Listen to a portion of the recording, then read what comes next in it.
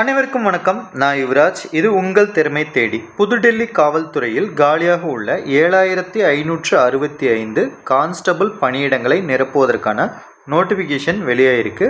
இதற்கான கல்வி தகுதி 12ஆம் வகுப்பு தேர்ச்சி. இதோட டீட்டெயில்டு இன்ஃபர்மேஷன் இந்த வீடியோவில் பார்க்கலாம். வீடியோக்குள்ளே போகிறதுக்கு முன்னாடி நம்ம சேனலை சப்ஸ்கிரைப் பண்ணாதவங்க சப்ஸ்கிரைப் பண்ணிடுங்க. பக்கத்தில் இருக்க பெல் ஐக்கானை கிளிக் பண்ணிடுங்க. அப்போ தான் நான் ரெகுலராக போஸ்ட் பண்ணுற வீடியோட நோட்டிஃபிகேஷன் உங்களுக்கு வரும். வாங்க வீடியோக்குள்ளே போகலாம். Constable executive male and female in Delhi police examination 2025க்கான நோட்டிஃபிகேஷன். இதற்காக நீங்கள் அப்ளை பண்ணணும் அப்படின்னா ஆன்லைனில் தான் அப்ளை பண்ண முடியும். அப்ளை பண்ணுவதற்கான நாள் பார்த்திங்க அப்படின்னா 22/9/2025 21/10/2025 வரை நீங்கள் ஆன்லைனில் அப்ளை பண்ணலாம். ஃபீஸ் பேமெண்ட் பண்ணுறதுக்கும் ஆன்லைன் மூலமாக தான் ஃபீஸ் பேமெண்ட் பண்ண முடியும். ஆன்லைனில் ஃபீஸ் பேமெண்ட் பண்ணுறதுக்கான கடைசி நாள் பார்த்திங்க அப்படின்னா 22/10/2025 வரை நீங்கள் ஆன்லைனில் ஃபீஸ் பேமெண்ட் பண்ணலாம். அப்ளிகேஷன்ஸில் ஏதாவது மிஸ்டேக் பண்ணியிருக்கீங்க அப்படின்னா அதை கரெக்ஷன் பண்ணணும் அப்படின்னா 29/10/2025 31/10/2025 வரை நீங்கள் ஆன்லைனில் அப்ளை பண்ணதில் ஏதாவது மிஸ்டேக் பண்ணியிருந்தீங்க அப்படின்னா அதை எடிட் பண்ணலாம். அடுத்து பார்த்திங்க அப்படின்னா கம்ப்யூட்டர் பேஸ்டு எக்ஸாமினேஷன் இருக்கும். அந்த டேட் பார்த்திங்க அப்படின்னா டிசம்பர் 2025 ஜனவரி 2026 வரை இருக்கும். பே ஸ்கேல் பார்க்கலாம். பே ஸ்கேல் அப்படின்னா சேலரி சம்பளம் என்ன அப்படின்னு பார்த்திங்க அப்படின்னா பே லெவல் 3 அப்படின்ற கேட்டகரியில் இருக்கும். ஆரம்ப சம்பளம் பேசிக் பே பார்த்திங்க அப்படின்னா 21,700 69,100 வரை இருக்கும். இது குரூப் சி கேட்டகரியில் இருக்கும். அதாவது சென்ட்ரல் கவர்மெண்ட் மத்திய அரசு சார்ந்த பணிகளை பார்த்திங்க அப்படின்னா group A, group B, group C, group D அந்த மாதிரி இருக்கும். நம்ம ஸ்டேட் கவர்மெண்ட்டில் குரூப் 1, குரூப் 2, குரூப் 3 அந்த மாதிரி இருக்க மாதிரி இங்கே ஏபிசி அப்படின்ற இருக்கும். அடுத்து டென்டேட்டிவ் வேகன்சிஸ் பார்த்திங்க அப்படின்னா கான்ஸ்டபிள் மேல் பார்த்திங்க அப்படின்னா அன்ரிசர்வ்டு கேண்டிடேட்டுக்கு 1914, இடபிள்யூஎஸ்க்கு 456, ஓபிசி கேண்டிடேட்டுக்கு 967, எஸ்சி கேண்டிடேட்டுக்கு 729, எஸ்டி கேண்டிடேட்டுக்கு 342, மொத்தமாக பார்த்திங்க அப்படின்னா 4402 வேகன்சி இருக்குது. அடுத்து கான்ஸ்டபிள் மேல் எக்ஸர்வீஸ்மேனில் அதர்ஸில் பார்த்திங்க அப்படின்னா அன்ரிசர்வ்டுக்கு 107, இடபிள்யூஎஸ்க்கு 26, ஓபிசிக்கு 54, எஸ்சி கேண்டிடேட் 62, எஸ்டி கேண்டிடேட் 36, டோட்டலாக 285 வேகன்சி இருக்குது.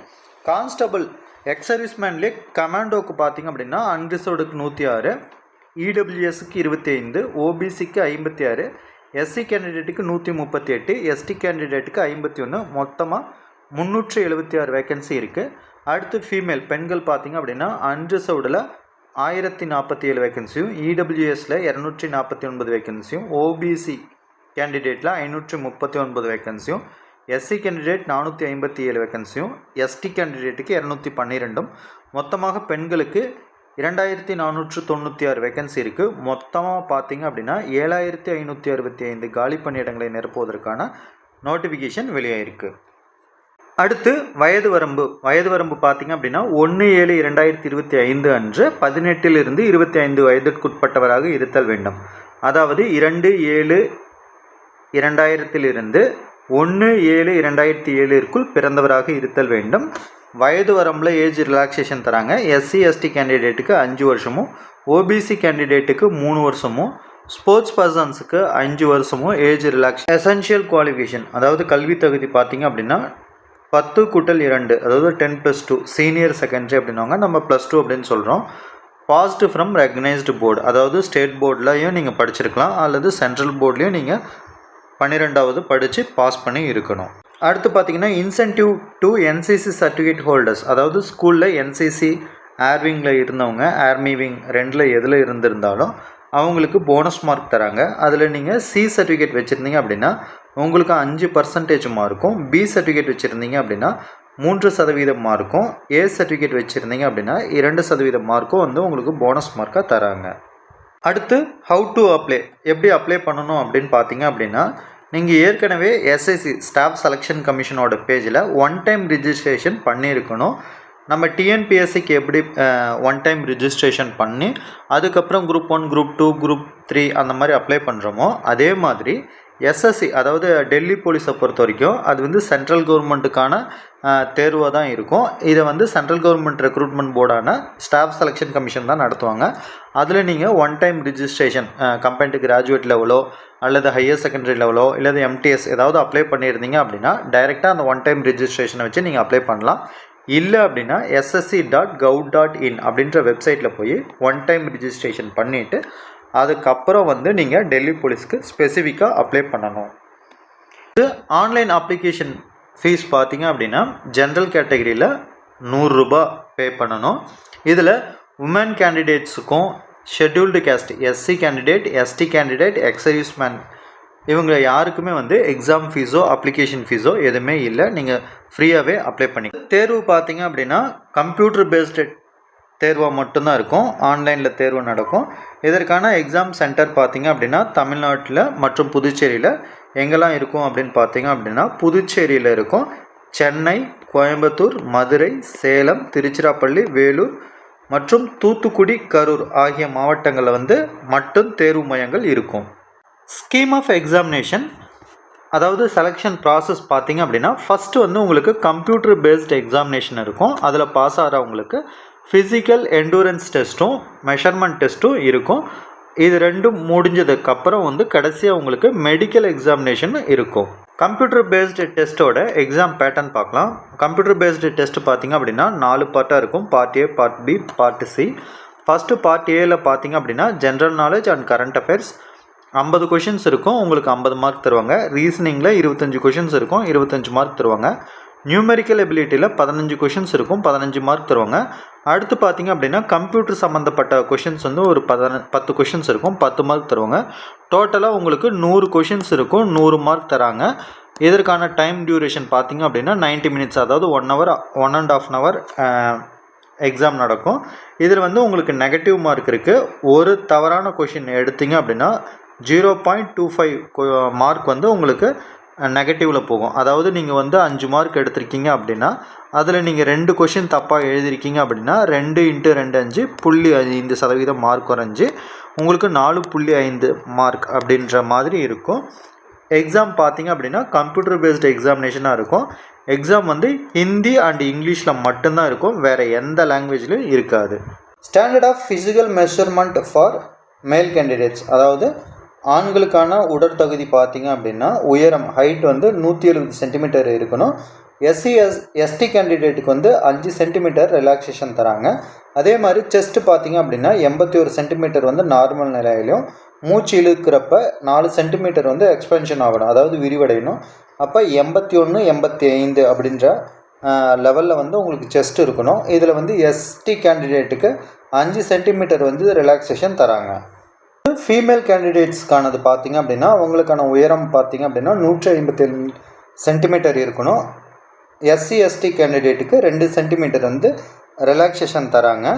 கம்ப்யூட்டர் பேஸ்டு எக்ஸாமினேஷன் போகிறப்ப உங்கள் கையில் வந்து ஏதாவது 2 ஐடி ப்ரூஃப் வந்து ஒரிஜினல் ஐடி ப்ரூஃப் வச்சுருக்கணும். Voter ID, driving licence, PAN card, passport அல்லது ஐடி கார்டு வந்து உங்கள் காலேஜ்லேயோ ஸ்கூல்லையோ யூனிவர்சிட்டிஸ்லையோ கொடுத்த ஐடி கார்டு அல்லது உங்களோட கவர்மெண்ட் எம்ப்ளாயியாக இருந்தீங்கன்னா உங்களோட ஐடி கார்டு, எக்ஸர்வீஸ்மேன் வந்து டிஸ்சார்ஜ் புக் வந்து நீங்கள் எடுத்துகிட்டு போகணும். ஆன்லைனில் எப்படி அப்ளை பண்ணுறது அப்படின்னு பார்க்கலாம். எஸ்எஸ்சியோட அஃபிஷியல் வெப்சைட் போய் நீங்கள் ஓப்பன் பண்ணிங்கன்னா உங்களுக்கு இந்த மாதிரி விண்டோ ஒன்று ஓப்பன் ஆகும். நீங்கள் ஆல்ரெடி எஸ்எஸ்சியோட CGL, combined graduate level, CHSL அல்லது எம்டிஎஸ் ஏதாவது ஒன்று அப்ளை பண்ணியிருந்தீங்க அப்படின்னா நீங்கள் ஆல்ரெடி யூஸராக இருப்பீங்க. நீங்கள் டைரெக்டாக லாகின் பண்ணி நீங்கள் அப்ளை பண்ணலாம். இல்லை நான் இப்போ தான் புதுசாக அப்ளை பண்ணுறேன் அப்படின்னா இந்த நியூ யூஸருக்கு பக்கத்தில் ரிஜிஸ்டர் நவ் அப்படின்னு இருக்கும். இதை நீங்கள் கிளிக் பண்ணிங்க அப்படின்னா உங்களுக்கு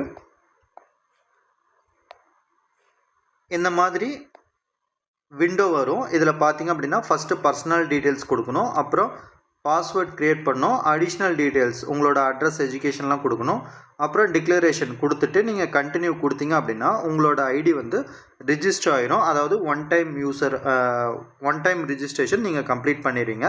கொடுக்க ஸ்டார்ட் பண்ணுறப்ப உங்களுக்கு இந்த மாதிரி விண்டோ ஓப்பன் ஆகும். இதில் பார்த்தீங்க அப்படின்னா உங்களோட name, father name, date of birth, இந்த மாதிரி உங்களோட basic details, education qualification, district, pincode, state, இந்த மாதிரி இமெயில், மொபைல் நம்பர் இது எல்லாமே நீங்கள் ஃபில் பண்ணணும். இதில் உங்களோட எஜுகேஷன் குவாலிஃபிகேஷன் என்ன, எந்த ஸ்டேட்டில் படிச்சிங்க, year of passing, name of the board, roll number, percentage, CGPA இது எல்லாமே கேட்கும். இது எல்லாமே ஃபில் பண்ணிவிட்டு சேவ் அண்ட் நெக்ஸ்ட் கொடுக்கணும். சேவ் அண்ட் நெக்ஸ்ட் கொடுத்துட்டிங்க அப்படின்னா உங்களுக்கு அடுத்து அடிஷ்னல் இன்ஃபர்மேஷன் கேட்கும். நீங்கள் எதெல்லாம் அப்ளை பண்ணுறீங்க அப்படின்ற டீட்டெயில் எல்லாமே கொடுத்துட்டு சேவ் அண்ட் நெக்ஸ்ட் எகெயின் நீங்கள் கொடுக்கணும். இது எல்லாமே ஏஜ் ரிலாக்ஸேஷன் தேவை இருந்தால் எதை வச்சு நீங்கள் ஏஜ் ரிலாக்ஸேஷன், ஓபிசி கேட்டகரியா, எஸ்சி கேட்டகரியா, எஸ்டி கேட்டகரியா, அது எல்லாமே இதில் நீங்கள் ஃபில் பண்ணணும். இது ஃபில் பண்ணிவிட்டு சேவ் அண்ட் நெக்ஸ்ட் கொடுத்தீங்க அப்படின்னா உங்களுக்கு கடைசியாக அடிஷ்னல் இன்ஃபர்மேஷன் இந்த ப்ரிஃபரன்ஸ் எங்கெல்லாம் கொடுத்துருக்கீங்க, எக்ஸாம் சென்டரோட ப்ரிஃபரன்ஸ் என்ன, எந்த எக்ஸாம் சென்டரில் நீங்கள் அப்ளை பண்ண போகிறீங்க. நீங்கள் 3 அதாவது தமிழ்நாட்டில் எழுதுறீங்க அப்படின்னா சென்னை, மதுரை, கோயம்புத்தூர் இந்த மாதிரி 3 எக்ஸாம் சென்டர்ஸ் கொடுப்பாங்க. என்சிசி சர்டிஃபிகேட் வச்சுருக்கீங்களா, அதில் டைப் சர்டிஃபிகேட்ஸ் என்ன, இது எல்லாமே கொடுக்கணும். இது எல்லாமே கொடுத்துட்டு எகெயின் சேவ் அண்ட் நெக்ஸ்ட் கொடுத்தீங்க அப்படின்னா அடுத்த பேஜ் போகும். இந்த மாதிரி ஒவ்வொரு பேஜும் நீங்கள் ஃபில் பண்ணணும். கடைசி பேஜ் பார்த்தீங்க அப்படின்னா உங்களோட ஃபோட்டோகிராஃப் நீங்கள் அப்லோட் பண்ணணும், சிக்னேச்சரை அப்லோட் பண்ணணும். இது எல்லாமே கொடுத்துட்டு சேவ் அண்ட் நெக்ஸ்ட் அதாவது ஒன்றும் நீங்கள் ஃபில் பண்ணிங்க இந்த பேஜில் ஃபுல்லாக கம்ப்ளீட் பண்ணிட்டீங்க அப்படின்னா மட்டுமே சேவ் அண்ட் நெக்ஸ்ட் கொடுத்தீங்க அப்படின்னா அடுத்த பேஜ் போகும். இல்லாட்டி அந்த பேஜில் நீங்கள் எந்த காலம் ஃபில் பண்ணலை அப்படின்னா அவங்களே ஏரோ மார்க் போட்டு காட்டுவாங்க. இது எல்லாமே ஃபில் பண்ணி முடித்த உடனே உங்களுக்கு ஆன்லைன் அப்ளிகேஷன். இந்த வீடியோவில் டெல்லி போலீஸ் ரெக்ரூட்மெண்ட் ப்ராசஸ் பற்றின டீட்டெயில்டு இன்ஃபர்மேஷன் உங்களுக்கு யூஸ்ஃபுல்லாக இருந்தால் லைக் பண்ணுங்கள். உங்கள் ஃபேமிலி அண்ட் ஃப்ரெண்ட்ஸில் யாராவது கவர்மெண்ட் ஜாப் ப்ரிப்பேர் பண்ணுறாங்க, போலீஸ் ஆகணும்னு ட்ரை பண்ணுறாங்க அப்படின்னா அவங்களுக்கு ஷேர் பண்ணுங்கள். நீங்கள் இந்த எக்ஸாம் ப்ரிப்பேர் பண்ணுறீங்க அப்படின்னா கீழே டிஸ்கிரிப்ஷனில் என்னோட டெலிகிராம் சேனலோட லிங்க் கொடுத்துருக்கேன், ஜாயின் பண்ணிக்கங்க. அதில் ரெகுலராக notes, model questions, current affairs notes எல்லாமே கொடுத்துருப்பேன். நன்றி, வணக்கம்.